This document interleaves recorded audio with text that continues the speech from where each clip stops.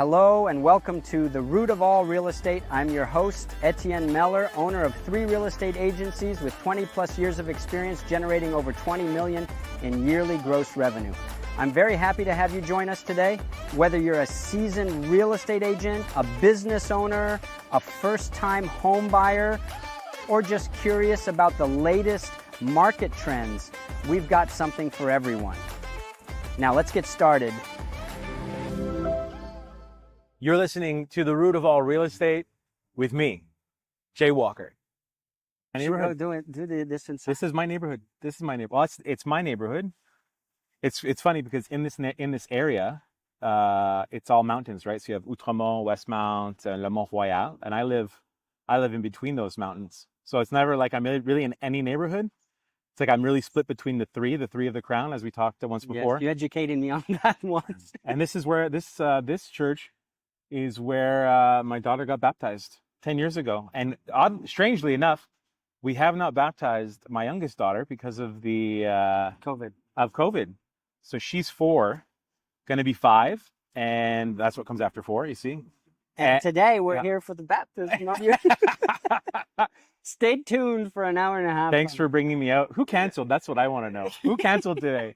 Because it is the hottest day known to man, 45 degrees. Yes, and I'm sorry for not wearing a jacket, but I really can't. It's really too warm. It's okay. I don't judge. So let's start off with a tough question. What's the tough question? Why'd you get fired from TV? What happened? I didn't get fired from TV. I didn't get fired. I was at Global, but I didn't get fired. It's funny because when I first started working in radio, the ongoing bit between Andrew Carter and Steve Anthony, who used to be at Much Music, was the ongoing bit was always, why'd you get fired from Much Music? So it's funny you bring that up. Well, that's funny. What I assumed. It's funny. It's funny. I didn't get fired from TV. I'd been at Global for 10 years in various forms. I was an entertainment reporter with Summer in the City. I stayed on as a contributor for entertainment. And I was also doing other TV shows. I had my own TV show. Is that what you call it? As a producer? Well, I started as a producer, as a researcher in television, and then I ended up being a producer. And I worked on a show called Flash on TQS. That was the first production I ever worked on, and it was French. And the bonus for me was I was an Anglophone, so I would be the music producer. So I would research the Grammys, the American Music Awards, and book those, and we'd go to the red carpets and do the interviews and with the talent. You also got into the Food Network or Zest. Zest, yeah. So the French Food Network, which is Zest. I had a TV show there called Resto Mundo, and that went on for 2 seasons. Aired a total of I think 5 years each. So that lived on forever. And people would say to me, I'd be somewhere and they'd be like, hey, c'est toi? I'd be like, yeah, that's me in Winners. I'm just... And obviously the voice, we all recognize we do? Yeah, I hope so. No, but Sean FM, you were there for forever. For a long time. That's forever. How you all... That's how everything started. Yeah, that's how it all started. On Green Avenue. On Green Avenue, where Westmount. Our office located. Where there used to be Muffins in where it was the post office, now it's an art gallery. And Green's always changed, and even though I ended up moving and changing boroughs, I've been downtown for more than 20 years. I'm a West Island boy, and but I've been downtown forever, and I love it. And nothing's better than Westmount, No, or where I live, whether it's on the border of Ville-Marie, Côte-des-Neiges, whatever it is. It's so nice, and obviously being on Green is extravagant, as you know. So why real estate? I mean, how do you go from TV, radio, all these shows, the lifestyle? And you traveled the world. I mean, you got to meet everybody, famous Hollywood stars. You tell me these stories. Yeah. How do you go from that to one day, hey, I'm going to do my real estate? Well, I think I got tired of gigging. I got tired of How do you get tired of that? I mean, well, there's two things. I'll tell you exactly what they are. My wife works in television. I worked in television. And I still work in television. Can we name your wife? Anne-Marie Withenshaw. Anne-Marie Withenshaw, who's the love of my life. She's amazing. We were fortunate enough to meet when we were super young. So when I was 23 and she was 26, that's when we met. And I was doing a morning show on Shown with Terry and Ted, and she was doing a morning show on energy. And for anyone who's 20 years old, none of this really matters because it's like so we're talking about like the rotary telephone, you know. But for me, it was a very significant part of in my life. It was a way different time where journalism and research and who got the story first and how the story was written really counted. And she was doing the morning show on energy, and I would always bug her. I'd be like, you guys think you're so cool, make more money than us on French radio. And it was true. It was true. But I always thought it was fun to, I knew if I was going to be downtown and living on my own, there was no way I was staying in my apartment at nighttime. Even though I did a morning show, okay, I was going to be out every night of the week. And I was going to meet as many people as I possibly could. And that meant perfecting my French. And at that point in time, I didn't see many people going out and networking. And out the gate, I knew exactly what I was supposed to be doing in this lifetime. That was meeting people, understanding people's stories, getting to know them, and befriending them. Because being alone sucks, right?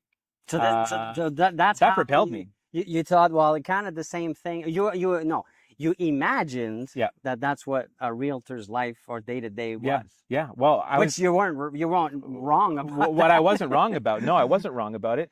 And prior to getting into real estate, I just had a kind of a crummy experience. I was going to do this show, and it was going to happen.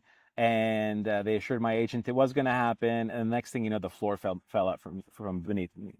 And at that point, I'd been doing it maybe for 18 years. My daughter was just born. And I looked at my wife and I said, I'm not doing this again. But let's be clear. I still do TV. You didn't quit? No, I didn't quit TV. No, all the producers and anyone in development, I did not quit TV. I want to make that crystal clear. No, this was a what? Well, here's the reality. No, but here's the reality. If you do a TV show, it takes 3 weeks to shoot it. What are you doing for the rest of the year? I would call my dad when I was walking my dog at like 10, 11 a.m. And I'd be like, hey, what are you doing? He's like, I'm walking the dog. And sooner or later, I realized that I was a retired 65-year-old man in a 40-year-old body. No, but it also depends on you could have been doing things that are longer format stuff. Like sure. if you do a series, is what if you do a series, if you do a series, so for me, it was very much the same of what I was doing in terms of the producer job, or in terms of a development job. Those jobs are what you identify a channel. And you look through their whole grid. Maybe you're doing it that way, or maybe you're just coming up with shows, meeting people and saying, you'd be cool for a show. What do you do? And of course, that landscape's completely changed now. I mean, some of the stuff that I remember working on could only live now as a 30-second TikTok series. Yeah. Right? It's completely different. You think of like Orange County Choppers or like Miami Ink. Yeah. But Miami Ink was one of those things that was really huge for my wife and I. We were fans of Miami Ink, and we were fans of the Food Network. And we ended up doing a show with Chuck Hughes, which ended up being Chuck's Day Off with Debbie Travis. And, it was like, what do you think's cool? Got an extremely talented animator. You got a guy who's larger than life. Great. So the visuals were like Miami Ink visuals, tattoo-ish. Foodie style, bridged it with music and stuff like that. So, everything lends itself to each other, and, development is development, and development is like selling homes and buying homes, working with people. So did you know someone already in real estate? I did. At that yeah. time? Thank God. Okay. So that's kind of also what nudged you into. Oh yeah. I had many meetings with Craig Goodman, who's at Remax. Craig Goodman. No. Yeah. He's at Remax Cartier. Craig Goodman and Yannick Charlet. Oh yeah. That's a team that I started working with immediately. I knew Craig from the music industry. I knew Craig from those nights going out and meeting people, and that led to me, going with them. I ended up getting the TV series for the French Food Network. And so this is what now? So this is like what 2000? Almost 10 years ago. More. Well, I started when my daughter was 1. So we're talking 9 years ago. Okay, that's close. Yeah, 9 years ago. So that kind of really made things move forward for me in a big way. I was like, wow, this is amazing. But then I realized it was much harder than anyone could have ever anticipated. What you thought it was going to be the day. I thought I was going to be walking the park. I thought it was going to be easy. I thought it was like cashing check. You know when Mario goes down the tunnel and there's all these coins? I thought it was gonna be doot doot doot. But there was no TV shows or nothing to do with Well, what we see today, though, to no. influence that. No, well, I mean, there was like the HGTV. There was? Yeah, there was HGTV, and I remember even I ended up doing that pilot, which ended up stinking because of COVID, and that was a disaster for me because I was spending so much time working on that, not doing my prospecting, not doing like I was focused on making this pilot, selling it worldwide, So and boom. You started about 9 years ago. Yeah. How long did it take you to get your first transaction once you had your license? It took me too long. No, but Oh, it took me too long. It took me at least 5 months. So the thing is, when you have some kind of a following, or people that know you from a certain area, they know you as that person. Well, you and I have had many discussions over the years that, Hulk Hogan's probably not like Hulk Hogan, and Ryan Seacrest is probably not like Ryan Seacrest. And I mean, I'm nowhere near those people. But I think when you go on TV, or when you go, or if you are in a show, you're putting yourself in a way that's very, hey, how's it going? Good to see you. Over the top. Oh my God, this is so great. Wow, what an incredible story, Etienne. That's amazing. But you're not like that every day. So it's hard to, one, as a rock radio indie guy, which was my fullest passion in the world, but it had to make business sense. There's one Zane Lowe and there's one George Stropolopoulos. They don't need a third one. They got him already, Yeah. or whoever it is. So you got to look inside and say, there's things that I like, but you have to be smart enough to say to yourself and disciplined enough to say to yourself, I think the boat's leaking. I got to move on to something else, or this is just going to be a disaster. So as much as you love something, sometimes you got to let it go. And I put it in a place where it's something that can always be accessible. Yeah. And by doing and choosing real estate, I have that opportunity if it comes around. But I'm not going to be the guy anymore going, pick me, I'm here, please. No, you got to a point in your life where you didn't have to do that either. I guess. And I got kids, and I got responsibility like everybody. And I thought it was going to be super quick, but people knew me as something else, which was a rock radio guy, which was a food guy, and a guy that had everything, right? Yeah. But we all know you gotta one thing in life, you gotta be actualized, you gotta work, and you gotta be proud of what you do. So were you in the right environment though? Was the environment that you chose to become a real estate broker, was it conducive in your case to you becoming a successful real Well, I estate knew I was broker? going to see it through, because I always see everything through, aside from soccer when I was a kid. Coach was like, do you always chew gum when you play soccer? I was like, mm-hmm. He's like, get on the bench. I was like, oh, I'm out of here.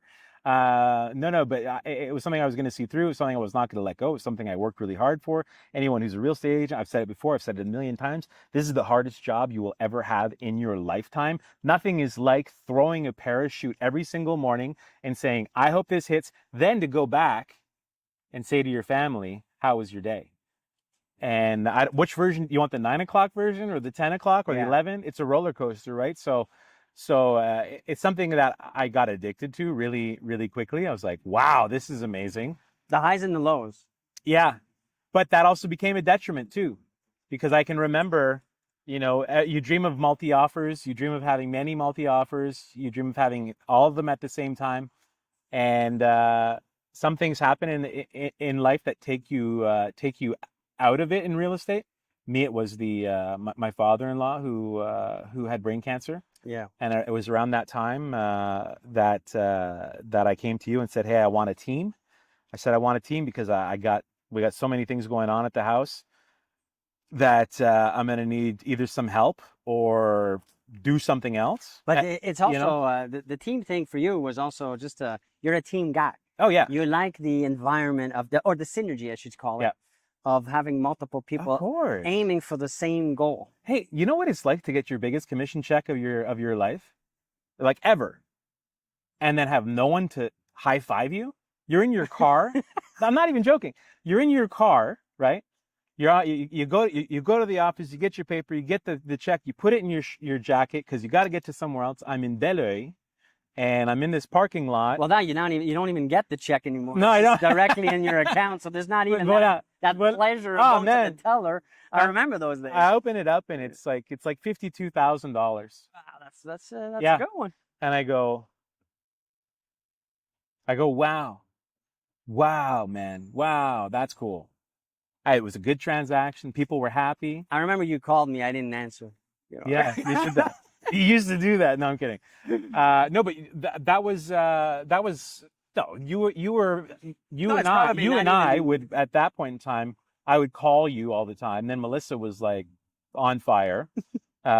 She pulled me out of some hard transactions, but that was the cool thing about being here as opposed to anywhere else I was that it was automatic. No one looked at me and was like, well, I guess you better call a lawyer for like the simplest clause, you know? I knew I wasn't going to bleed money here where I was going to bleed money everywhere else.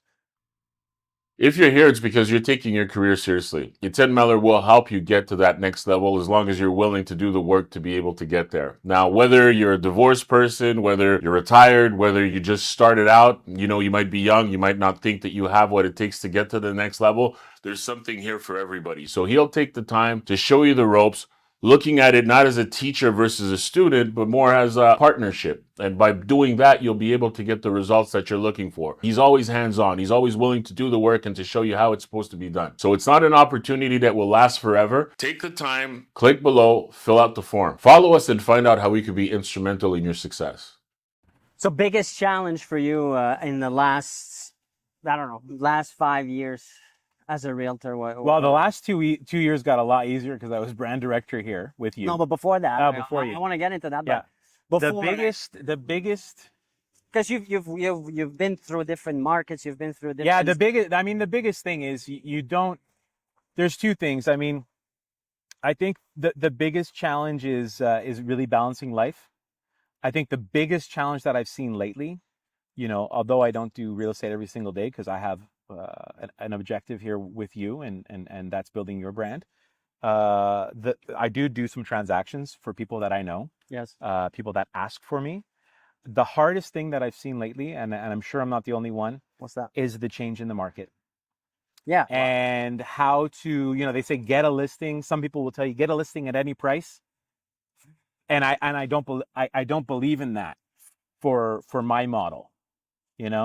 I think people need to know exactly, and they always have had to know exactly what the market is. Transparency, and realistic expectations. Education of the client. Really. Yeah. So if you've bought a house already, I can't agree with you to the price that you think it is, where that was the price maybe 2 years ago in the pandemic. But now it's a little different, and you might not like what I have to say about it, but I got to tell you, and that ultimately means you don't get the listing. Sometimes. So I find that's one of the trickiest things, because one, there's not a lot of inventory. Two, there's not a lot of sales. So you have to, what's the just medium? And I would love a master class on that from somebody.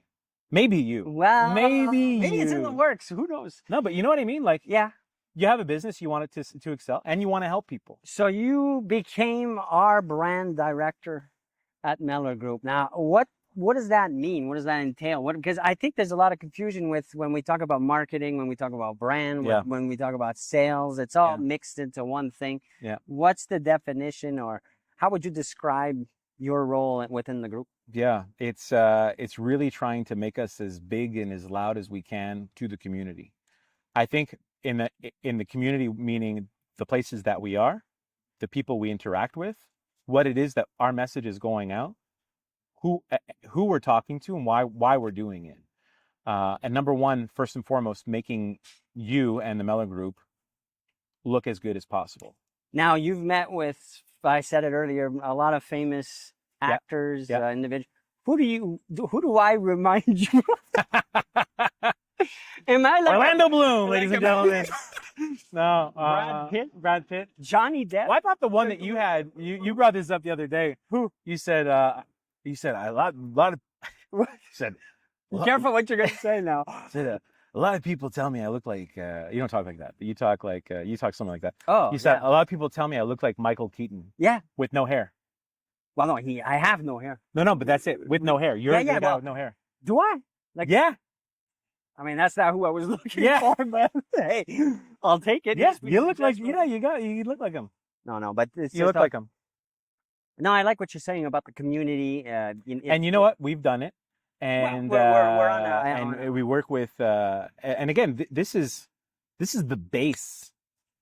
Like Montreal is such a tough sell in terms of who you are bragging to, and what you're saying to them. Yeah, there's a reason why PK Subban was not liked in this city. He was loved by the fans. I liked it. Yeah, but imagine working with someone who's super outgoing, super flashy, a star. What's wrong with that? In Montreal, we don't like those things. Yeah, I guess. Hey? I do, but I guess not everybody does. Neighbor pulls up in a regular area, right? Regular area. Pulls up, hit the jackpot. Maybe through hard work. Maybe he won the lottery. Yeah. He's got, name me a car. I don't know. Maserati. A Maserati. This guy. This guy with his Maserati. So, where everyone else around the world is going selling sunset and extravagant, I know if we show up to a $750,000 home in a Maserati, it may be taken the wrong way. So we're trying to put the right dialogue out there. You also brought to me the confidence or the education, what I needed to become who I am today with my content creation, my comfort in front of a camera. Yeah. Thank you. I mean, for those that don't know, I was the shyest individual on earth. This is the last thing you would have seen. No, but it's true. Is it true? And you're the one that pushed me. I remember our first, this is what, 5-6 years ago? Maybe it had to have been 2000, it would have been 2016, 17. The first, no, but it's because of you and your way of making us feel comfortable. That's the key. But it's the experience. I guess you come from that. Someone said the other day, they said, a really good friend of mine said, you know, man, I see people all the time less qualified than me making moves. And I laughed. Screen door, like the curtains blew open in my mind, and I felt so seen. You know, it wasn't about me. I'm probably not the most qualified out of most people. No, but I'm probably not the most qualified in many areas of my life. I can tell you one thing: I always bring the best out of people. Yeah. I always work hard to make it happen, and I always make sure everyone feels super comfortable around me. Because you know what? We're all trying to get to the same place. And if we realize that our ego is gone, that we take our ego completely away from ourselves, what are we all just trying to do? We're all just trying to get to the best place possible. If we put ourselves in a vulnerable position, that's when the magic happens. If you want to break somebody, laugh at them when they're vulnerable. I can tell you, there's millions of people out there that probably had a lot of chances out there to do what they want to do, but someone broke them in a way. I'll never do that to somebody. No, and you helped a lot of our brokers. Yeah. I think so. Wish to spend time with you as to how do I improve my social media content presence? How do I improve my way of communicating or feeling more comfortable in front of a camera? Which is today, I mean, if you're seeing all the content we create, it's no longer an option as a self-employed or as a small business. You have to do it. So you might as well have someone in the team that could help you. Can you imagine not doing? I mean, like what would you have done if you didn't do creation?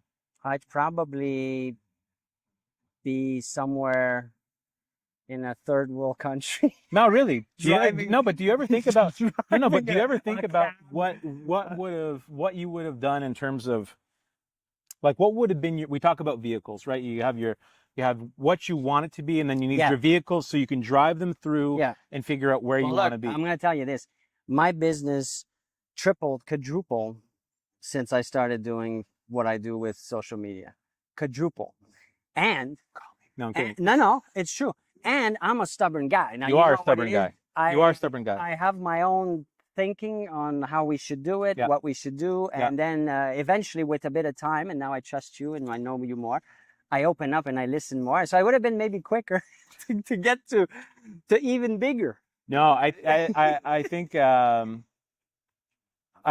seeing the potential in people is not something a lot of people do anymore. I worked a lot with people who I wanted them to see my potential, but the world doesn't work like that anymore. Everyone wants what's in it for them. True. No matter what position. And at one point in time, there was this identifying of like who you could be, where you could be, what they could be, and how you're going to get them there. I think of this all the time. Like I think about people I want to help and do talent. I think of people I want to help grow their business. I think of how I'm going to help support my wife with her business and our business and things we want to do together to continue doing stuff, because TV is still an option, and it will be, I think, for a long while. But you got to think of all the things, man. The world's changed like if you look at 1950 to 1960, the world was, you got the radio, you got the toaster, you got, more or less. I mean, look at 5 years you had ago. 2 options, 3 I mean, options. 6 months ago, you could, how many times we use ChatGPT in a week to finesse, to fluff, to build out, to make things more extravagant? We'd have to hire a writer. We'd have to hire translating. So you got to find the things that are going to make things extra. I just love doing that. Another thing you do great, and this is going in a way where you'd be. I'm just giving you compliments. Yeah, what is it? But but I guess it's. You want a hug, man? Like, what do you want? I'm probably dehydrated. What did you take? What did you? What's the edible? No, but you know what you also do with your brain, which is. You know what? I love this. I don't get enough of this. It's been a while since I had my radio show. Just give me more. And the important thing is that you don't think with limitations. You don't think. Hey, you know what? Oh, I can't. Maybe it's because of what the people you've met. Yeah. And the things you've done in your life, which I guess when you meet all these celebrities or people that we think are above us, you had a chance to meet them, so you realize, oh, they're just the same as you. They are just the same as us. They are just the same as us. But you don't put limitations. Let's say we're talking about having an idea to do this, to do that. You're gonna be like, no, yeah, why not? Like, I don't know what it is. I'll tell you what it is. I'm still naive. In a good way. No, I'm the first one to say it. I am a golden retriever. I am naive in a way that, but don't get it wrong. Like I've gotten to the point where I can figure out what it's worth for me financially to be in a situation, what the value is for me to continue doing something while I can do other things. But for me, I truly believe that it takes some people to be honest, to be that loving character, to make sure that anything is possible for myself. And I mean that, because if I'm going to give it to everyone else, and everyone who comes in, they pay for a session, they sit down, they say, this is what I want to do. And I'm like, oh, ooh. Yeah. They've never held a camera. They don't even know about their social media. They haven't touched social media, but I'm really excited to show them. And I'm happy that exists. Yeah, but it's not just also if you're brand new to understanding how to use it. It's even if you're more advanced, but you want to get to the next level. Yeah. We can always benefit from the experience. So I think it's great that you have that openness about there's no limits, man. There's limitless. I'm not so much the figure it out as you go kind of guy. That's more my style. That I don't like to do too much. But I think it's a good balance. Yeah. I think it's a good balance between us that allows us to try things and really take a different approach than just the flashy. You got a nice car. Awesome. We've showed it a few times, right? But I mean, it's still a car. But what have we done for the community? Yeah. Oh, we've done a lot actually. And on top of it, what have we done with our brokers for the community? Oh, we've stood for hours inside Fairview Shopping Mall, helping. Yeah. What we saw was the worst ever collection for the West Island Mission. And we have to be planning 6 months ahead. Like, what are we doing now? Yeah. To continue. It's not a one-time. We did it once. It's over. It's to have an impact. It has to be on the long term. Because those pillars in the community that we once had, that were everyone tune in at this time and that time, and we're gonna do this, we're gonna do that.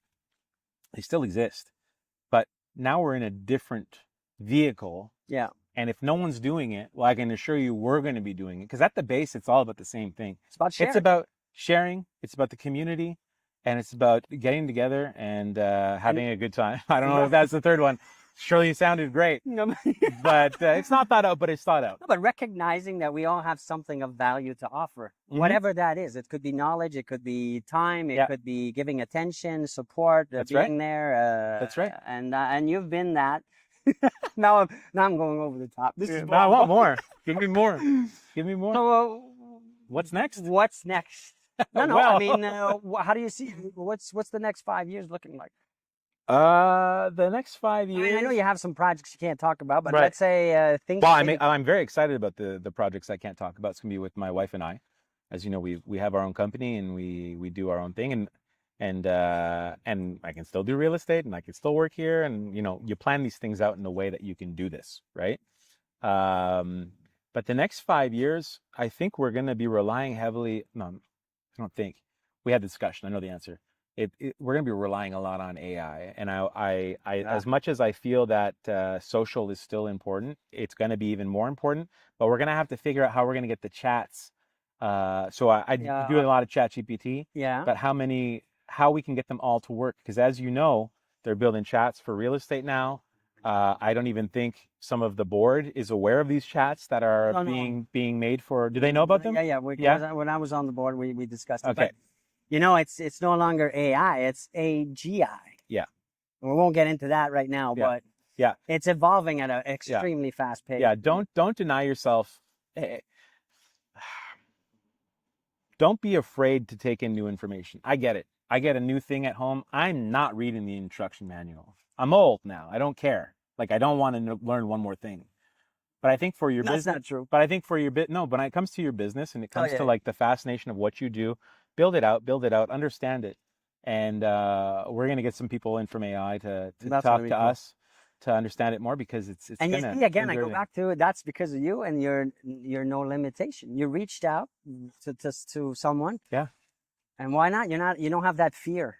I think a lot of people have that fear. There's a common thing that we see now through doing this exercise, this show. Yeah. Where people that have a certain level of success don't have that fear. Yeah. They don't self-limit themselves with, I don't know, so I'm afraid, or I don't know the person. I'm not gonna. Oh yeah, and don't get me wrong. Like, again, I watch these episodes too, right? I'm heavily involved in them, and I learned these from these brokers. Wow, man! Like, I thought I had no limits. Like, let's talk about the Brodies. Let's talk about Alex Fattal, Michael, right? How about Lily? Lily, Marie-Yvonne, man, how about Marie-Yvonne? Like, it's a whole nother world. Like, it's I mean, we're 14 million, 32 million, $50 million condos. Yeah. Okay. And here I am going, the biggest concern for me is pitching a low number. I don't even know what that looks like, to be in that room and saying, I think you're worth that amount. And they do it. And this is, again, I had the opportunity to sit in my car and celebrate by myself a really cool commission check that maybe I would have had 5 more of this year, right? Or 3 more, maybe not that much, but 2 more. But my experience was lacking. It wasn't awesome. Like, it was not awesome. I can't say it was awesome, I think maybe when my kids are older, maybe it'll be different, but who knows where we'll be at. Yeah. The thing is, right now, it's pretty great. We have fun. I think we're helping our brokers in a big way. And this was a great interview. Actually, this is the most fun because it's all fake. We're going to go back to work. Yeah, now. It's going to be real. Like, I know. This is what it, no, but tell me this is not what it's like to work with me. No, it's exactly it. Is this not like what it's like to work with you? 100%. Okay, well, then that's the thing. But that's what's important. It's this transparency, the sharing. Well, thank you. Hey, all right, man. We're going to go pray. We're going to go pray now. You should ask for forgiveness for that last one. I will. Thank you, sir. Oh, it's true, the phobia. I forgot. You want to... Oh, my leg's completely...